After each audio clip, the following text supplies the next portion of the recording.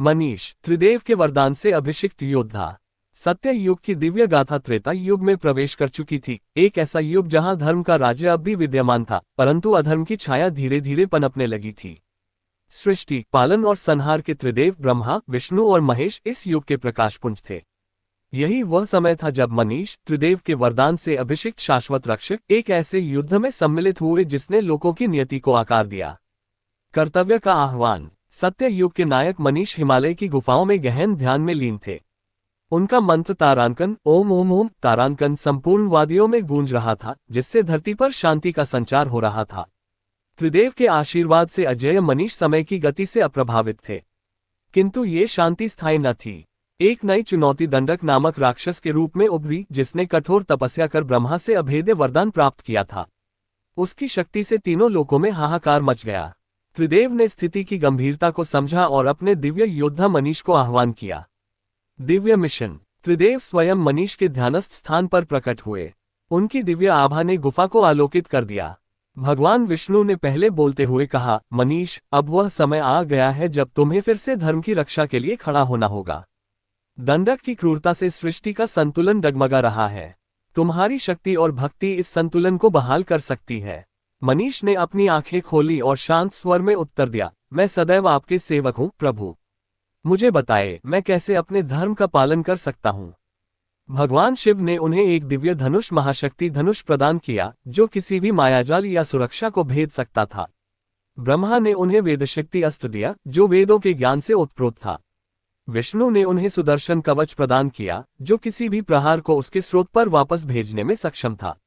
भगवान शिव ने कहा, इन दिव्य शस्त्रों के साथ तुम दंडक का सामना कर धर्म की विजय सुनिश्चित करोगे। दंडक के किले की ओर यात्रा। मनीष अपने धर्म के प्रति अडिग विश्वास और त्रिदेव के आशीर्वाद के साथ यात्रा पर निकले। दंडक के किले तक का मार्ग कष्टदायक और खतरों से भरा हुआ था। मार्ग में जादुई जाल और राक्षसी प्राणी उनका इंतजार कर रहे थे। मनीष ने हर चुनौती का सामना दृढ़ संकल्प और दिव्य शस्त्रों की सहायता से किया। एक घने जंगल में उन्होंने एक राक्षसी का सामना किया, जिसने उन्हें रोकने के लिए अग्नि उगलने वाला नाग का रूप धारण कर लिया। मनीष ने वेदशक्ति अस्त्र का उपयोग कर वेदों के मंत्रों से उसकी अग्नि को शांत किया और उसे उसके मूल रूप में लौटा दिया। कृतज्ञ राक्षसी ने उन्हें दंडक के किले तक पहुंचने के लिए एक गुप्त मार्ग बताया। युद्ध का आरंभ। दंडक का किला एक भयावह संरचना थी, जो अंधकार और दुष्टता से भरपूर थी। मनीष ने सतर्कता के साथ किले का सामना किया। उनका मंत्र तारांकन, ओम ओम ओम तारांकन, उन्हें साहस और शक्ति प्रदान कर रहा था। दंडक उनकी उपस्थिति को भांपकर अपने सिंहासन कक्ष से बाहर निकला। उसकी आंखें अहंकार से दमक रही थीं। तो त्रिदेव ने अपने योद्धा को भेजा है, दंडक ने व्यंग्यपूर्वक कहा।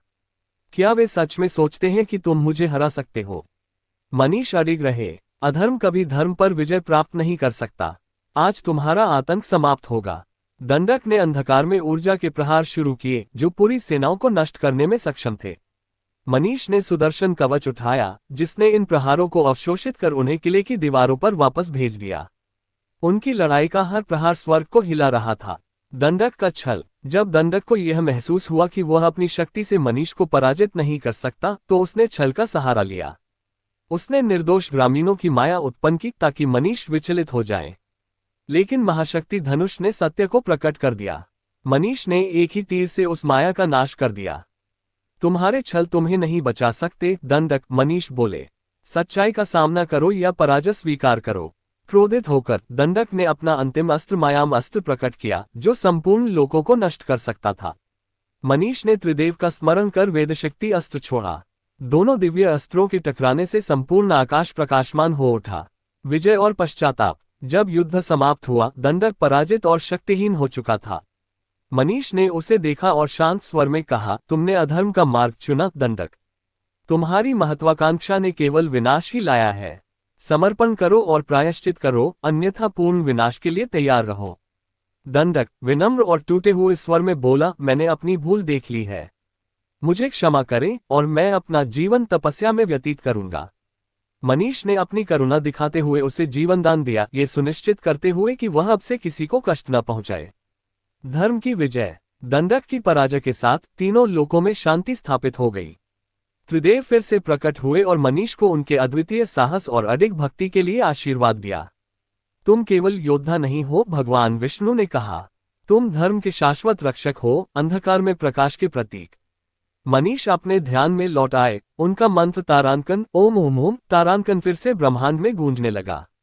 उनकी कहानी एक प्रेरणा बन गई, ये याद दिलाते हुए कि आस्था, साहस और धर्म के साथ सबसे बड़े दुष्टों को भी पराजित किया जा सकता है। और इस प्रकार त्रिदेव के वरदान से अभिषिक्त योद्धा अपनी अनंत यात्रा पर आगे बढ़ गए, सृष्टि के संतुलन की रक्षा के लिए।